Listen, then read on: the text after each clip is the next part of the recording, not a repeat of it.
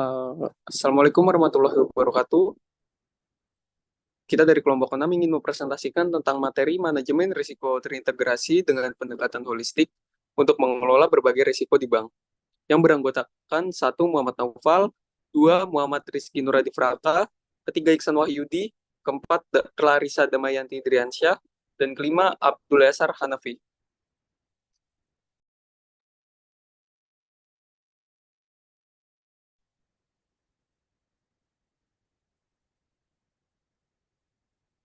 Satu, resiko terintegrasi dan jenis resiko terintegrasi adalah pendekatan manajemen risiko yang menyatukan dan mengelola berbagai risiko yang dihadapi oleh suatu organisasi secara terpadu.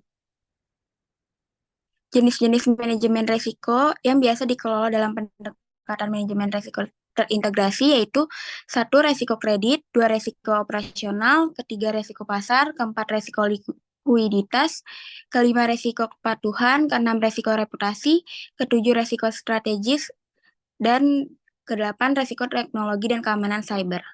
Next. Penyebab utama resiko terintegrasi dalam konteks perbankan.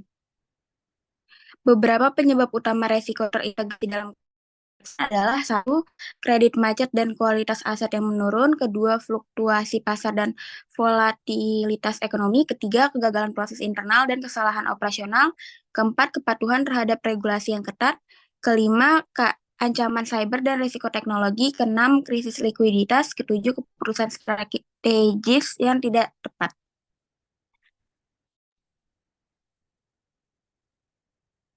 Selanjutnya, dampak resiko terhadap kinerja dan stabilitas bank.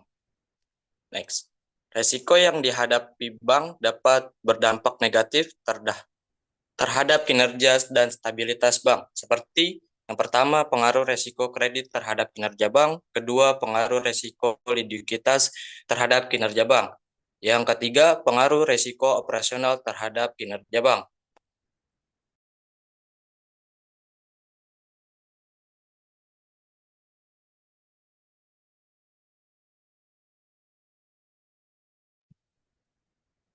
Selanjutnya ada studi kasus dari bank yang menghadapi risiko terintegrasi. Jadi contoh studi kasusnya yaitu pembekuan kegiatan usaha PT Bank Global.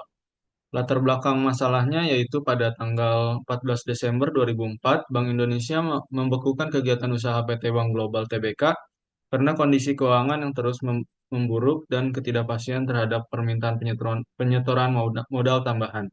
Pembukaan ini berdampak pada sekitar 8.000 nasabah dan ratusan investor, serta menimbulkan ketidakpastian bagi karyawan bank. Alasan penutupannya yaitu yang pertama kondisi keuangan bank. Bank Global tidak mampu memenuhi persyaratan modal. Yang kedua itu ketidakpatuhan.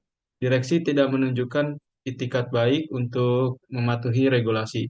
Yang ketiga itu penghilangan buku. Terdapat dugaan penghilangan dokumen yang penting oleh pihak bank. Tindak pidana perbankan yaitu beberapa pejabat bank diduga terlibat dalam tindakan kriminal yang merugikan. Next.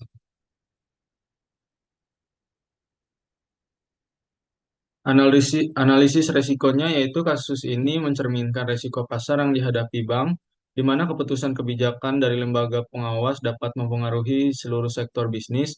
Hal ini menunjukkan pentingnya penerapan prinsip kehati-hatian dan transparansi dalam manajemen resiko untuk mencegah kejadian serupa di masa depan. Next. Selanjutnya ada strategi manajemen risiko yang diterapkan oleh bank untuk mengatasi atau mengurangi dampak risiko. Yang pertama ada kebijakan dan prosedur manajemen risiko, selanjutnya ada proses identifikasi risiko, ketiga ada pengukuran risiko, keempat ada pengendalian risiko, kelima sistem pengendalian internal, dan keenam pelatihan dan pengembangan SDM. Yang terakhir ada saran dan rekomendasi untuk memperbaiki manajemen risiko terintegrasi. Yang pertama ada perkuat infrastruktur teknologi dan keamanan cyber. Yang kedua, optimalkan kebijakan dan prosedur manajemen risiko. Yang ketiga, penggunaan teknologi analitik dalam pengukuran risiko. Yang keempat, implementasi sistem pengendalian internal yang lebih ketat. Yang kelima, pelatihan dan peningkatan kompetensi karyawan. Yang keenam, peningkatan manajemen risiko likuiditas. Yang ketujuh, evaluasi keputusan strategis secara mendalam.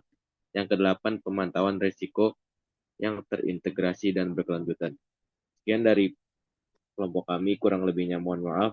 Assalamualaikum warahmatullahi wabarakatuh.